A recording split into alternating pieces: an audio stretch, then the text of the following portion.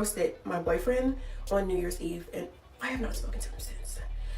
Before I get into this, I just want to say that me and my boyfriend, we have been together for a year. Well, almost a year, 11 months. A year on February 2nd, we will have been together. Okay? My boyfriend is also 34, grown man.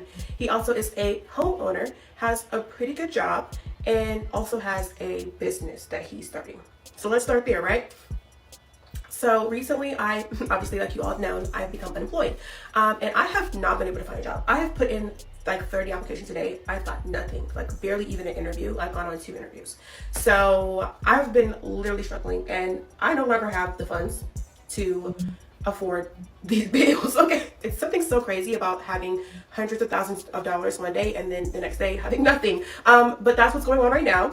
And so I am vulnerable. How do you go from having hundreds of thousands of dollars and then broke the next day? Now, I know things happen. Trust me. I know things happen, but how do you go from having, and we know how you go from, you spend it. You spend it all. You go from having a lot of money to not having so much, because a lot of women spend it up. You know what I mean? This is why they want a man to take care of them, because they want to feel comfortable spending their money the way they want to spend it all willy-nilly. You know what I'm saying? So they want to be able to do what they want to do, how they want to do it. They don't want to think about the future or any of that, but they want the man to be the responsible one. They want the man to be the one to make sure, to pay for everything and prepare for the future, while they just could be reckless. Grown women. Let's continue. His own 3-bedroom apartment in a nice neighborhood. He also has a best friend. His best friend lives with him, mind you, and has been living with him for however many years. He's like lived there almost the whole time he's lived there.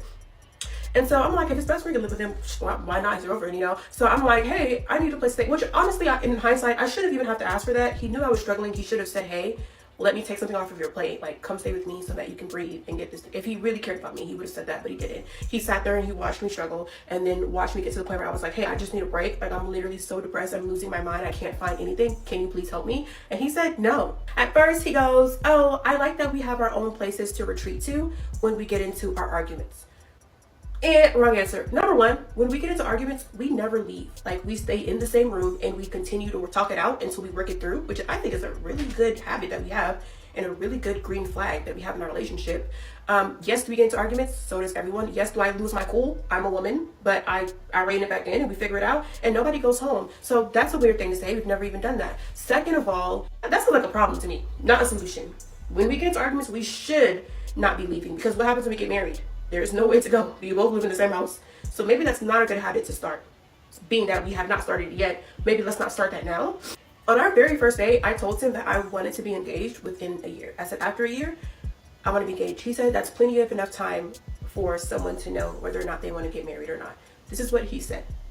We have talked about it, I shit you not, probably 10 times throughout this year. And never once did he say, I don't think this is going well enough for that to be a realistic goal anymore.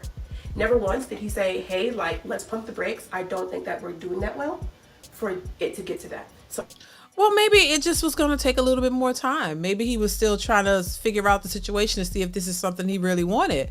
And probably the scenario that she's pointing out, the fact that, she is claiming, that she lost her job and she might be homeless, and she wants to move in him, could have been a ploy. I don't know this woman. I don't know what the real deal is, but I wouldn't be surprised if that was a falsehood. If that wasn't really the case, I wouldn't be surprised if she wasn't in as dire of straits as she's making it seem to be. You know what I'm saying? I wouldn't be surprised, because she wants to live with him. She's calculated the fact that she probably could just move in with him and she won't have to pay any bills anymore. And then she could just do whatever she wants willy-nilly with the money that she does have. But see, once again, this is the modern culture.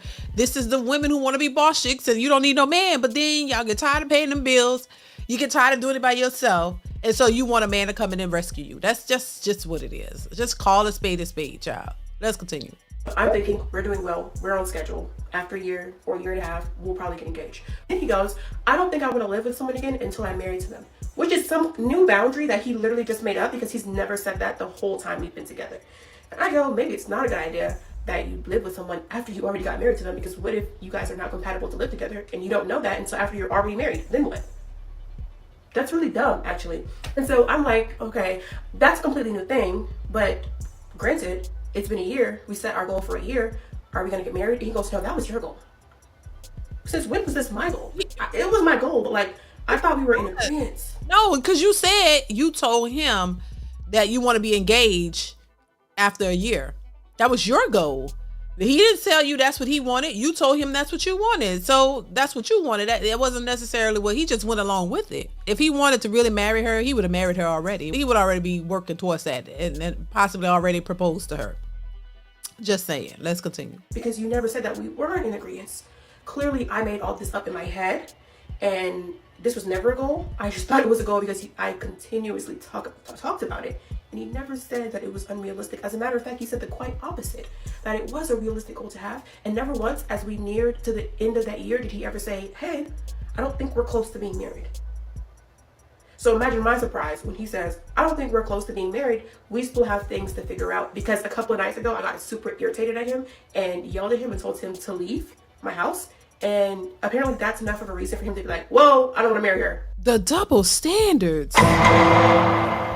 You just said earlier, she just said earlier that, hey, maybe we should live together so we'll know we get in arguments. We don't leave. We just work it out. But you just told him to get out of your place. You know, this is what I say. Just let him talk.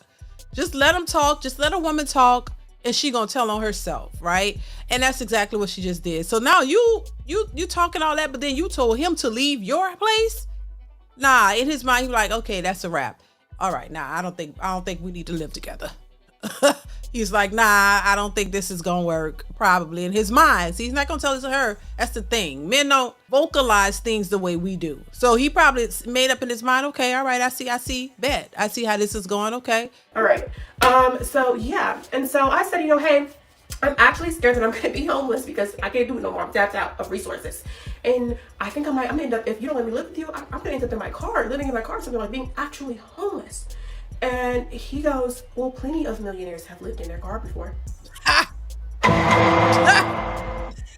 So basically he said, yeah, no, I'm not gonna help you. I'm sorry that you're dealing with this. I know it's hard, but basically he told me that you never really do have anybody to depend on, and you come alone in this world, and you are your own person, and you should be your number one priority because nobody else is going to be dependable, which I translated to, he is not someone I can depend on. Why would I ever marry someone that I can't depend on? I'm a dependable person. I've had friends that I've let stay with me, that I've given a place to stay for free, that I've been able to like say, hey, you can lean on me. Like, don't worry about nothing. Take a break. I got you. So if I can be dependable to my friends, you can be dependable to your girlfriend. It's not a crazy concept. Yeah, we do come in this world alone, but relationships are the whole reason of everything. You should be able to depend on the people around you, on your community. They should be people that you can say, hey, you do owe a responsibility to the people you love and the people you care about. Well, I mean, maybe he don't see you as being that dependable person. Maybe he see that you're not what you're asking for. Maybe he realized, hey, he can't depend on you in the first, could he come live with you if he lost his job? Probably not. A lot of these women would be ready to move on. The first thing they would say is, oh, that's not, you're not my husband, so I'm not required to do that. Or you're a grown ass man and you need to be able to do this. A lot of these women don't give what they're asking for. So he realized you might not be the person who would reciprocate that, and he just don't want to waste his time. He seems like he's stable. He has a house. You know what I mean? He seems like he's doing well. She said, he got it together.